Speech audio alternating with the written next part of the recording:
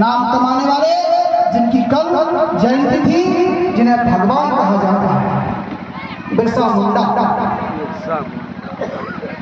बिरसा मुंडा का योगदान उस समय की परिस्थितियों को देखते हुए बड़ा अद्वितीय था।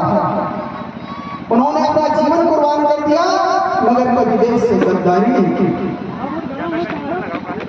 और ये कार्यक्रम मिक्स रखा, बहुत अच्छा कार्यक्रम रखा, क्योंकि हमको सभी साथ लेके चलना है, सभी को साथ लेके चलना, अकेले नहीं चलना है। ये हमारी समता, स्वतंत्रता, बंधुता, न्याय की कसौटी पर खड़े उतरने वाली बातें हैं। इसीलिए ये कार्यक्रम का नाम रखा है। मैं आयोजकों को बहुत बहुत साधुवाद देता हूँ कि उन्होंने बिरसा मुंडा, बुद्ध, अंबेडकर ज्ञान चर्चा के ऊपर नाम रखा, बहुत अच्छी बात। अब इसके बाद आते हैं कि बाबा साहब ने बहुत कुछ दिया, ये दुनिया जानती है, ये कहने की बात है, सभी जानते हैं, माने या ना माने ये उनके ऊपर है, लेकिन जानते सभी। इसी कड़ी में मैं दूसरी बात ये रख रहा हूं कि आप बाबा साहब को कैसे जानेंगे।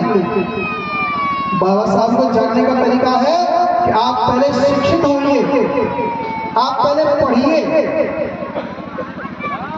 उत्तर प्रदेश सरकार, भारत सरकार ने एक कोटेशन दिया था, आप लोगों को मैं थोड़ा पीछे ले चलता हूँ, हमारे बुजुर्ग बैठे उनको ध्यान होगा कि फैमिली प्लानिंग इस देश में चली थी, और जो लोग उस फैमिली प्लानिंग का हिस्सा होते थे, परिवार नियोजन, तो उन्हें पोस्टर दिए जाते थे, तो उस पोस्टर में कोटेशन लिखा था। मैं उस समय उस कोटेशन को बहुत पढ़ता था, लेकिन उसका अर्थ समझ नहीं आता था क्यों लिखा।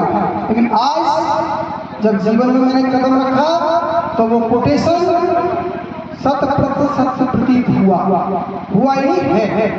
क्या था कि सबसे पहले मन लगाकर पढ़ाई कीजिए, सबसे पहले मन लगाकर पढ़ाई कीजिए, उसके बाद अपने पैरों पर खड़े होइए।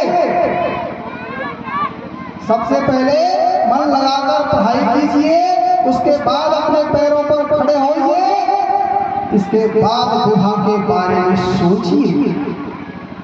ये उत्तर प्रदेश सरकार का कोटेशन था, प्रत्येक पोस्टर पर लिखा हुआ। कितनी सी ये सन 80 के आसपास की बात बता रहा हूं आपको।